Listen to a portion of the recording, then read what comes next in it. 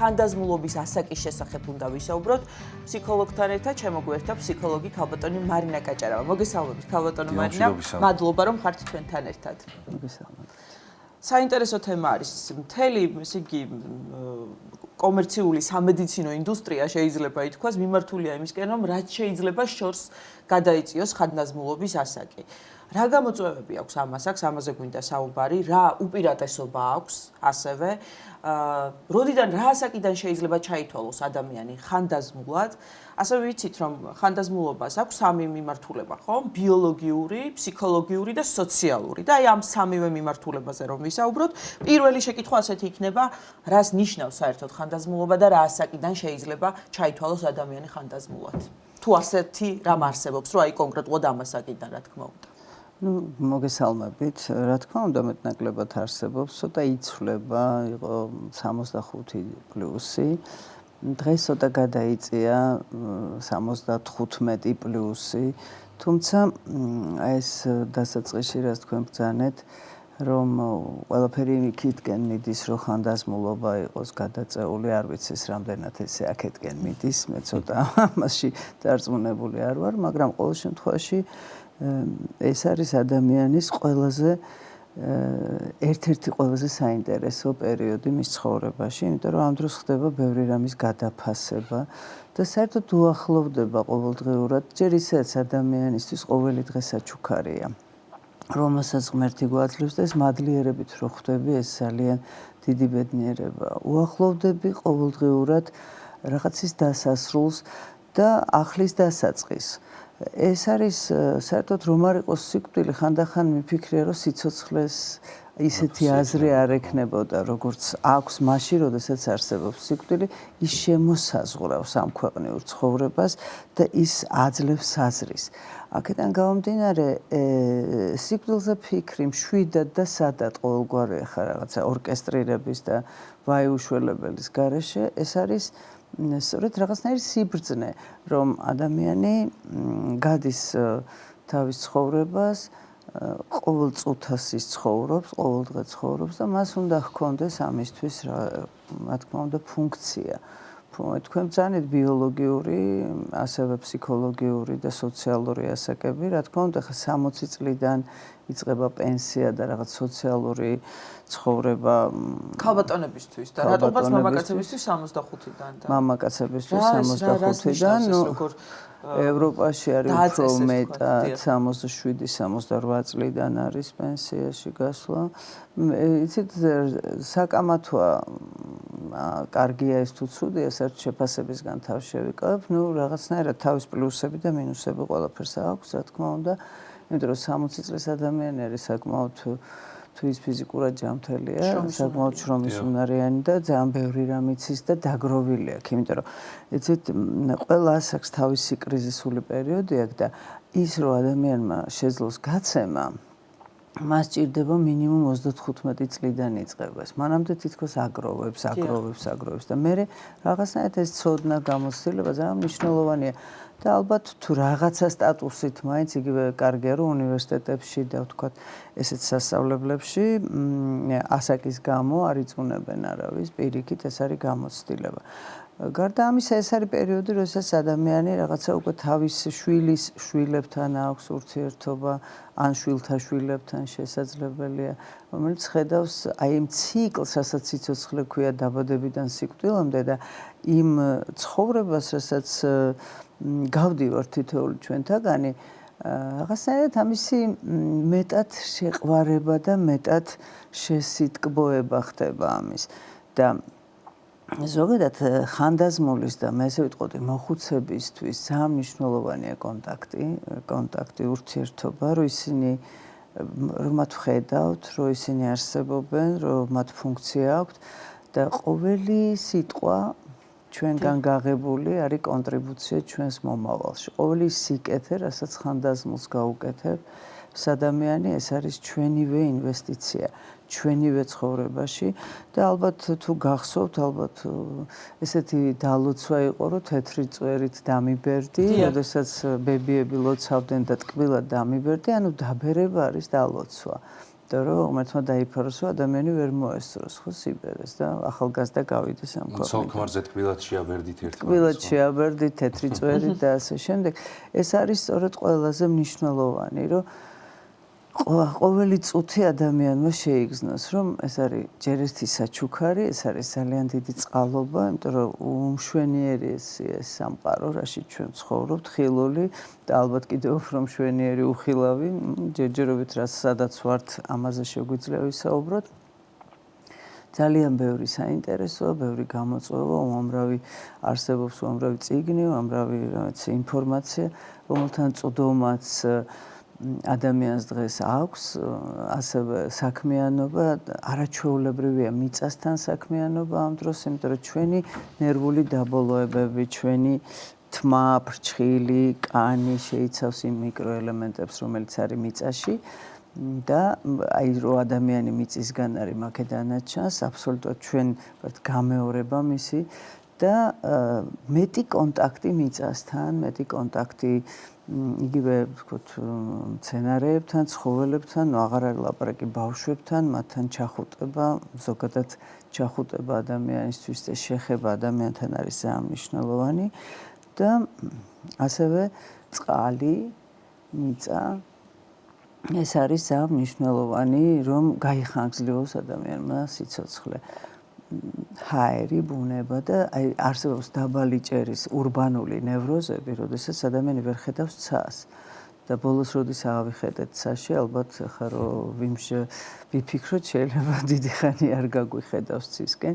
იმიტომ რომ ეს მნიშვნელოვანია, ხო? ძალიან მნიშვნელოვანია ცა, ასე ზოგადად სივრცე და სივრცეს განცდა და ეს უფრო კარგად ხდება ბუნებაში, კარგად ხდება მთაში, რა ვიცი, იგივე სოფლად, როდესაც არის ადამიანი, ანუ შეეხება მიწას, ცას, წყალს.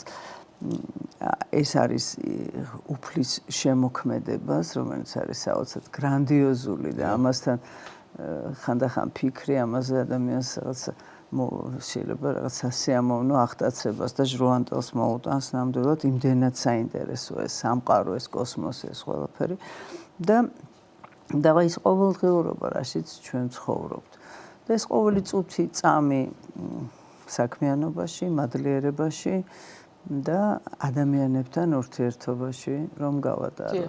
მარინა, თქვენ თქვით, რომ ყველა ასაკს აქვს კრიზისი, ხო? გარკვეულ თავისი გამოწვევა. თავის გამოწვევა. ანუ ხანდაზმულობის ასაკზე თუ ვისაუბრებთ, აი ადამიანი თქვათ, რომელიც შეიძლება მთელი ცხოვრება მუშაობდა, გავიდა პენსიაზე, შვილები ამ დროს არიან უკვე დიდები, შეიძლება შვილიშვილებიც კი უკვე გაზრდილები არიან და ეს ადამიანი გარკვეულწილად თავის ფუნქციას ვეღარ ხედავს და თითქოს რჩება სიცარიელეში. აი როგორ უნდა თქვათ დაეხმაროს ასეთი ადამიანი საკუთარ თავს? მადლობა. ზუსტად ეგ არის, რომ ფუნქცია არ უნდა დაკარგო და როგორ შეიძლება ფუნქცია დაკარგო ამ სამყაროში, სადაც ამდენი საინტერესოა. სადაც შეიძლება ადამიანი კერავდეს, ქსოვდეს, ხელით აცხობდეს, რაღაცას აკეთებდეს. იგივე ვთქვათ, პამიდორი და კიტრი მოყავდეს, იგივე ყვავილებს უვლიდეს, ცხოველებს, ბავშვებს რაღაცას უმზადებდეს, რა ვიცი, საკუთარ თავს კითხულობდეს, უსმენდეს, დღეს ამის საშუალება არის.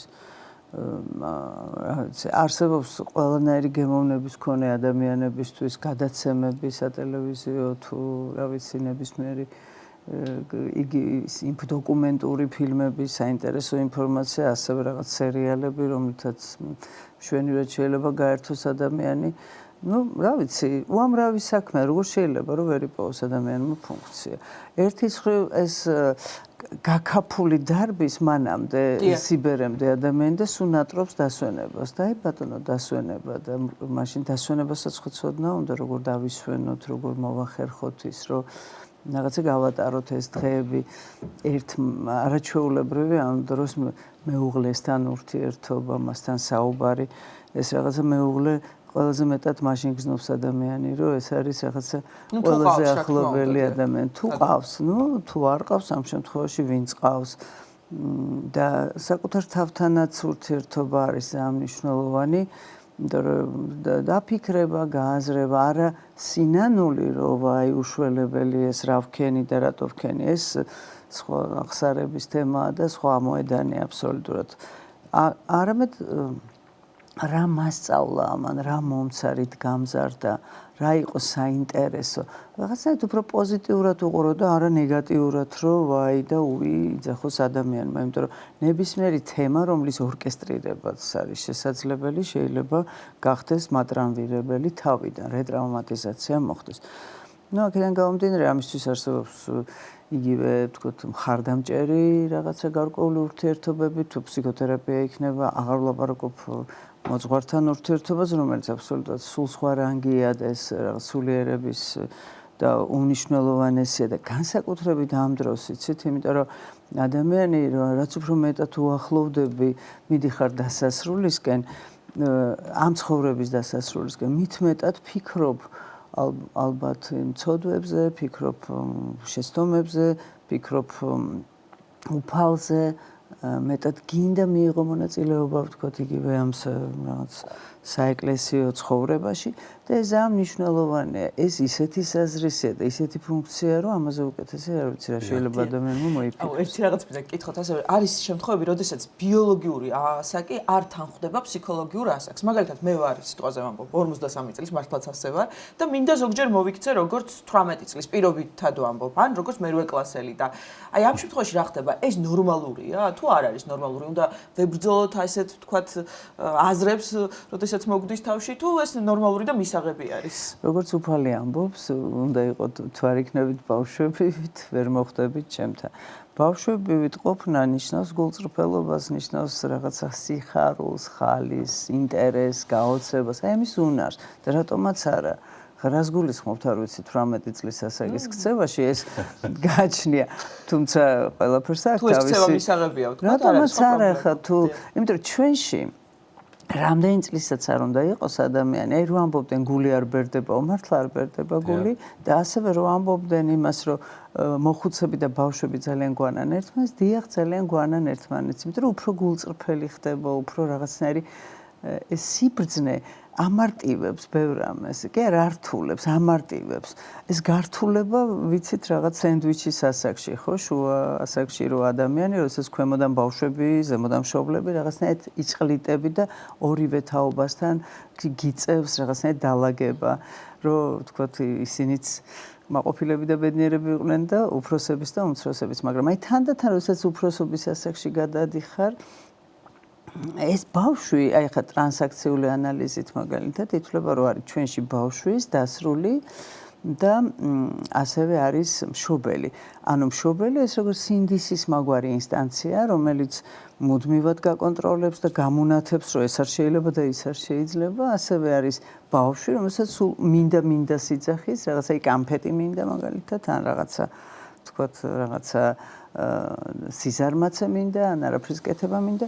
და არის დასრული, რომელიც ამ ორი ინსტანცია შორის აკეთებს არჩევანს. ცხოვრებაც ესეა, ხო, რაღაც ასაკში აკეთებ აი ამ რაღაცა, ვთქვათ, შენს მინდასა და უნდა შორის მუდმივი ჭიდილია, რაღაცა გჭირდება და რაღაცის სურვილი გაქვს, ან რაღაც მიზნები გაქვს, რაღაცა შეგიძლია, რაღაცა არ შეგიძლია. და მე ეს სამკუთხედი ეს კი რა მინდა, რა მჭირდება და რა შემიძლია, ამ სამკუთხედში ტრიალებ, იმიტომ რომ შეიძლება რაც მჭირდება, ის არ მინდა. რაც შემიძლია ის არც მინდა და არც მჭირდება და პირიქით, ანუ ეს უნდა მოხდეს თანხვედრაში ერთმანეთთან. ვალდებულებებიც. ანუ რა თქმა უნდა, ვალდებულებები არის უნდა ქცევა, მეტნაკლებად მინდა ქცევა არის უფრო, სურვილები, რაღაც მოთხოვნილებების დაკმაყოფილება და ასევე, რა თქმა უნდა, მიზნებიც. და აქედან გამომდინარე, აი ამ სამკუთხედში რაღაცნაირად ლავირება და ურთიერთობა და ის ნაწილი, რომელსაც თქვენ ბავშვს ეძახით, ეს არის საკმაოდ საყვარელი ჩვენში, რომელსაც თქვათ, რომელიც შეიძლება სიცოცხლის ბოლომდე ადამიანში იყოს. თუმცა არსებობს ახლა მისი არაჯანსაღი გამოვლინებებიც, რა თქმა უნდა, ხა ამაზე ალბათ საუბარი შორს წაგვიყვანს. აი, რამდენად დიდი აქვს მნიშვნელობა ხალბატონ მარინა განვლილ ცხოვრებას ადამიანის, აი დაბადებიდან ხანდაზმულობის ასაკამდე, რამდენად უშუალოდ ცხოვრება შეიძლება გქონდა ხომ მთელი ცხოვრების განმავლობაში, რამდენად განსაცდელებით და ტკივილით სავსე ეს რამდენად მოქმედებს ადამიანის ფსიქოლოგიურ შესაძლებლობებზე, ფიზიკურ ჯანზე, ასე ვთქვათ, ხო, ჯანმრთელობაზე, ფიზიკურ შეხედულებაზე უბრალოდ თუნდაც, ხო? რამდენად ეტყობოდეს შეიძლება ასაკი თავისი ცხოვრებიდან გამომდინარე ადამიანს აი ფიზიკურად. რა თქმა უნდა, ერთის მხრივ ყველა ადამიანს აქვს ბევრი პრობლემა, ბევრი გამოწვევა, მათ შორის ტანჯვაც. და ტანჯვას გაჩენ როგორ მეუდგები, ტანჯვას აქვს აზრისი, ტანჯვა არის და ორმო წაქცევა და ვთქვათ, განსაცდელი ზდის ადამიანს და ჩვენ გვაადამიანებს შეცდომა, წაქცევა და აი ეს რომ რაღაცა შემეშალა. ეს რომ არ ხდებოდეს, ალბათ ანგელოზები გვეგონებოდა ჩვენი თავი და მადლობა ღმერთს, რომ ჩვენ ამით ვხედავთ ჩვენს დიაპაზონს შესაძლებლობების, რომ არც ისეა საქმე, რომ გონია, რომ ყველაფერი უკვე კარგად მოქვს.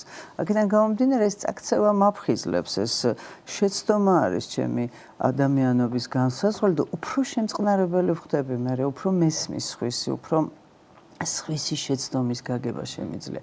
და ეს არის სწორედ სიბრძნე, თორე ეს პოზიციური აზროვნება, რომ რაღაც მე ეს მინდა და ამ მინდას ქვეშ შევყარო ყველაფერი, რაც მინდას ეთანადება, არის რა თქმა უნდა ცალმხრივი და ანალიტიკური და ანალიზის უნარი თანდათან მოდის, იმიტომ რომ როცა ზემოდან დახედო მოვლენას თუ გვერდიდან და ყველა მხრიდან შეაფასო და რატომაც არა, ბევრად უფრო საინტერესოა და უფრო მიმღებლობა მეტი აქვს ასაკთან ერთად ადამიანს.